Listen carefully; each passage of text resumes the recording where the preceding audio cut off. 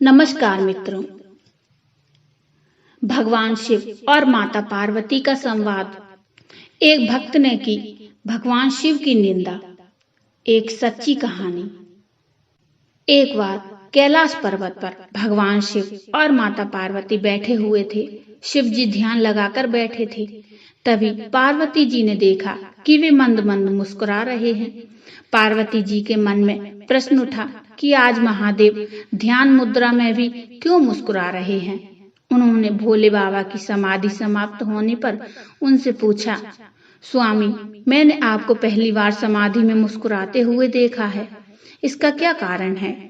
शिव जी ने उन्हें बताया कि उनके एक भक्त और उसकी पत्नी की बातें सुनकर वे मुस्कुरा रहे थे।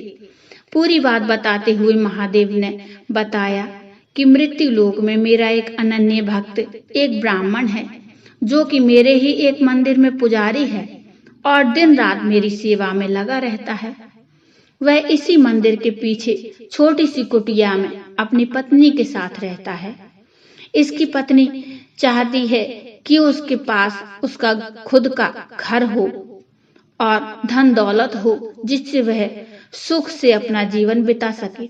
परंतु पुजारी केवल मंदिर के चढ़ावे पर निर्भर है और मंदिर में आने वाली दान दक्षिणा से बड़ी मुश्किल से घर का खर्च चल पाता है।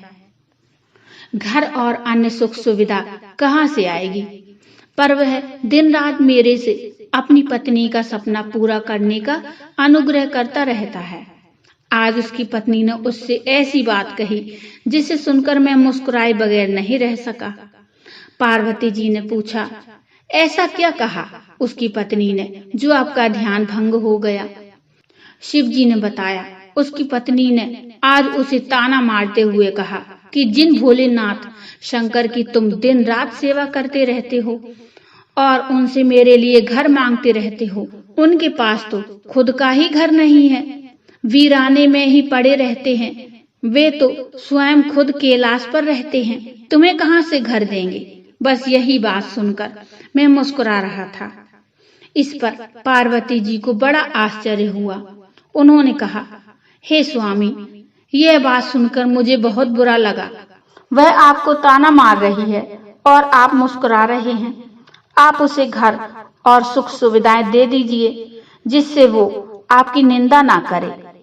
इस पर शिव जी ने कहा, पार्वती, यह मेरे वश में नहीं है। ये सभी प्राणी तो मृत्यु लोक में रहते हैं और अपने पिछले जन्म के और साथ ही इस जन्म के कर्मों का फल भोग रहे हैं। और जैसे ही इनके कर्मों का फल इन्हें मिल जाता है, इन्हें सभी प्रकार के सुख मिलना शुरू हो जाते हैं और अंत में वे मुक्ति पा जाते हैं। इसीलिए इसे मृत्यु लोक कहा गया है। मनुष्य बार बार जन्म लेकर अपने कर्मों का हिसाब चुकाता है। यह कर्म भूमि है, बिना कर्म के गति नहीं होती। आगे शिव जी ने कहा, यह ब्राह्मण पिछले जन्म में एक साहूकार था, जो कि लोगों की जमीन, उनके जेवर, पशु आदि गिरवी रखकर उन्हें पैसे देता था और उनकी जमीन हड़प लेता था। इसी कारण आज इस जन्म में इसे घर नहीं मिल सकता और इसकी पत्नी, जिसने उस वस्तुओं का उपयोग किया, वह भी इसके साथ यह कर्म भोग रही है। इस जन्म में यह मेरी सेवा कर रहा है, जिससे इसके कर्मों के फल में जो कष्ट मिलने थे, वे मेरी भक्ति के कारण इसे नहीं मिल रहे हैं।